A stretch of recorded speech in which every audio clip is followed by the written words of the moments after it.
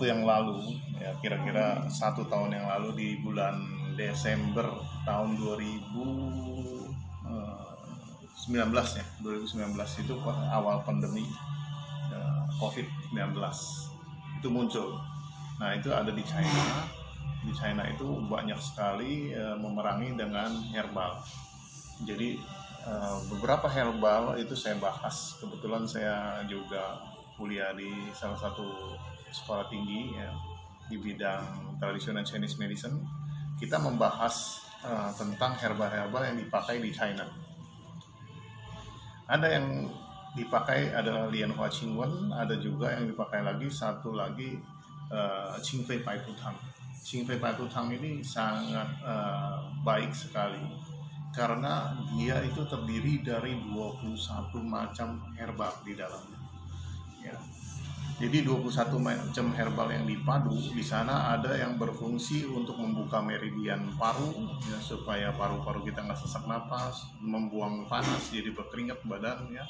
Kemudian juga ada salah satunya Hoshiang yang untuk membersihkan, membuang racun dari air seni kita, jadi banyak kucing. Dan juga dia ada juga jahe ya. Jahe di situ ada berfungsi untuk menjaga pencernaan, menyeimbangkan supaya jangan dingin ya. Tapi juga dia ada pendinginnya. Ada pendinginnya itu adalah sekau. Sekau ini adalah kita ketahui gypsum. Gypsum ini gunanya untuk menjaga pencernaan kita jangan panas. Pencernaan kita panas itu kadang-kadang mulut kering ya, tenggorokan kering, gak enak. Nah itu sekau fungsinya. Jadi sebenarnya 21 macam ini banyak sekali yang penyeimbangnya. Ada pendingin, ada juga yang untuk toniknya. Untuk tonik itu adalah Huangqin ya, dia untuk tonik tubuh kita di sana. Nah, pada saat Indonesia mulai mengalami gangguan di bulan Februari, saya punya kepikiran. Jadi dalam arti kata bahwa untuk menjaga lingkungan saya dan diri saya sendiri, lebih baik saya siapin dulu herbal yang sangat mudah. Arti kata mudah untuk digunakan, mudah dipakai tanpa harus kita rebus-rebus, mencari wadah tepat gitu. Jadi awal-awal pertama itu saya pergi ke Glodok. Saya beli sebanyak 10 paket ya, 10 paket yang disebut Qingfei Bai Tu Tang. Nah disitulah saya berpikir, kalau ini direbus, ini makan waktu yang panjang. Yang kedua, orang yang sudah dikarantina tidak mungkin lagi untuk merebus herbal gitu. Akhirnya saya berpikir untuk menjadikan tepung.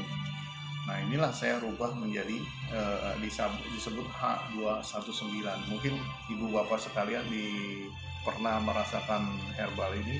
Adalah saya yang berinisiatif untuk, tujuan utama saya adalah membantu teman-teman saya, anggota dari Body Space Medicine, supaya jangan terkena gangguan dari pandemi ini.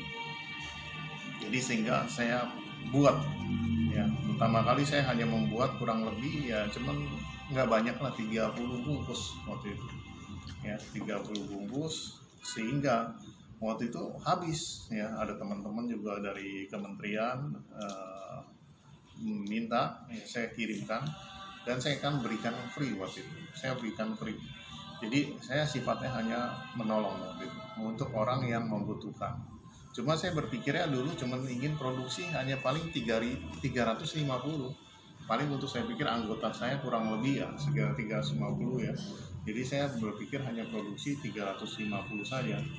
Ya ternyata saya buat begini, permintaannya itu udah mencapai sampai 1.500 yang minta gitu. Jadi di Bandung waktu itu minta ada 1.000 ya, kemudian di Cimahi, kemudian juga di Bogor, saya kirimin, di Jakarta juga banyak gitu. Nah akhirnya berkembang, saya buat, ternyata udah sampai sekarang ini sudah sampai angka lebih dari 5.000 gitu. Jadi memang ini makan dana besar, tapi manfaatnya baik sekali untuk membantu teman-teman.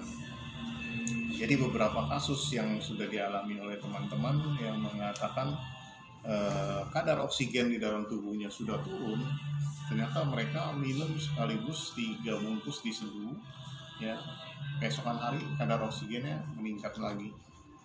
Nah, ini dari mereka semua, data-data semua. Tentunya saya memberikan ini tidak langsung saya kirimkan begitu saja. Saya selalu minta foto lidahnya. Jadi saya melihat dulu kondisi tubuhnya seperti apa, dan saya rekomendasi apa tidak untuk minum ini. Ya. Nah, ini untuk membantu teman-teman yang mengetahui ada H219. 219 ini adalah 21 macam di tahun 2019 kejadiannya. Ya, jadi saya hanya bersifat untuk membantu. Nah, saya ada dua sebenarnya. Ada satu lagi H519. H519 ini adalah herbal yang dibuat oleh guru saya waktu di zaman SARS dulu.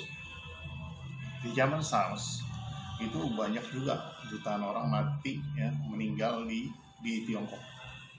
Jadi guru saya membuka satu resep yang saya sebut saja H519 di Indonesia.